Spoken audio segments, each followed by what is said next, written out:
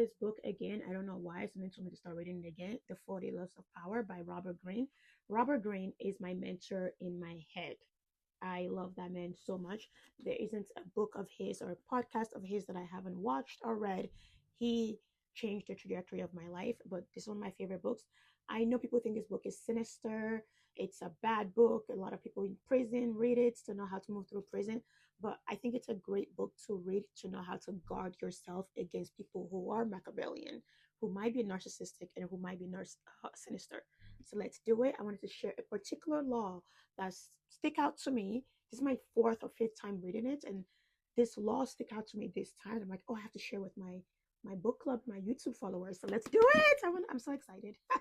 I love this book. So I'm just gonna read. I'm going to read just a little bit. It's Law 34.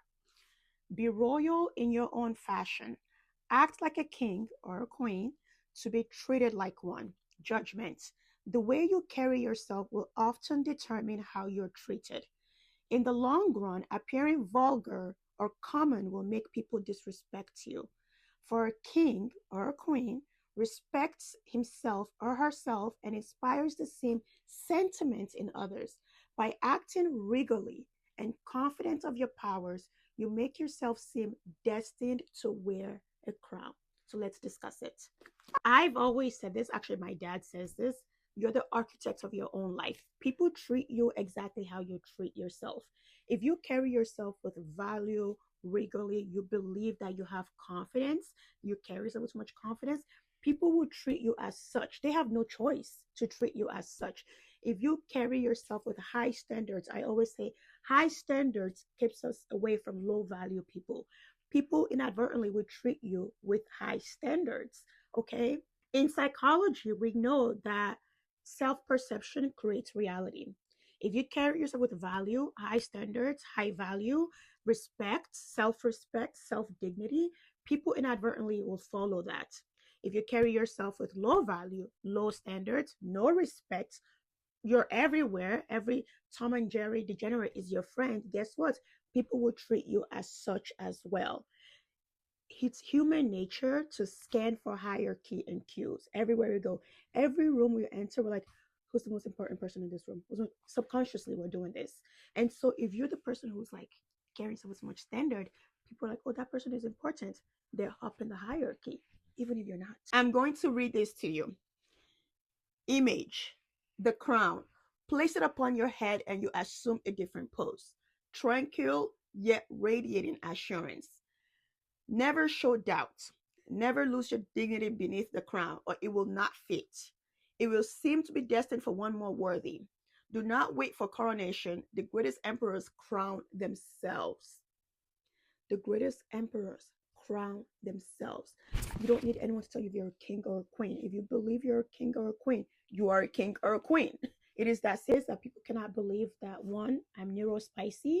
Two, I have extreme social anxiety. I take medications just to leave my house. Literally. I have extreme social anxiety. I am painfully timid. But once I enter a room, you cannot tell. There's no way you could tell that those are my real personalities because I have mastered the art of observing people and striking with intentionality. When I was an influencer, I was one of the highest paid influencers. I did not have a management, I did not have an agent. I only had myself, my team, and I was a fearless networker. I could walk into a room and I could tell who was the most important person in that room. Go to them, sell myself like I sell it to an Eskimo, and leave. I don't stay at events past 30 minutes. I was so mysterious that people just kept with stories about me all the time because I wouldn't talk to anyone. Green. I will walk into every event composed. I let my energy speak before I speak. I wouldn't talk to other influencers. That's why they all hated me and took me down because I didn't try to make friends with any of them. I didn't care to make friends with any of them. I'm neurospicy, so in my mind, you're not useful for me. I don't. What's the point? I don't need friends. I've never had friends that much, so I don't care about friends. And I will walk up to the person I know who was going to cut me that check. I will speak slowly. I will carry myself with grace. I will tell them what I can offer the brand. And by the time I leave that event, every single time I will walk out with a check. Every time, unfailingly. Every single time. Every single time. I was so good at it.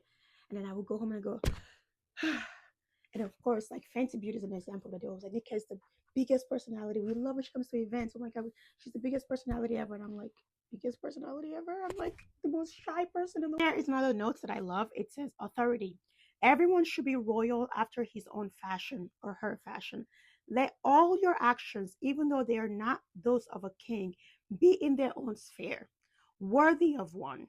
Be sublime in your deeds, lofty in your thoughts, and in all your doings, show that you deserve to be a king, even though you're not one in reality. Show that you deserve to be a king or a queen, even if you're not one in reality. So, how do we appear as the most powerful person in any room that we're in? How do we command charisma in any room that we're in? How do we do that? I'm going to tell you. Number one, body language. Stillness equals strength. I have realized that. You don't fidget when you're in a room. Always stand still. Let them come to you. Stand in the same position for most of the events that you're in or whatever room you're in. Let people come to you and come say hi. Okay? Stand straight or sit up straight. Posture. Don't don't do that. Don't do that. Always, always with your head held high. Sit up straight and be still. Don't fidget at no point.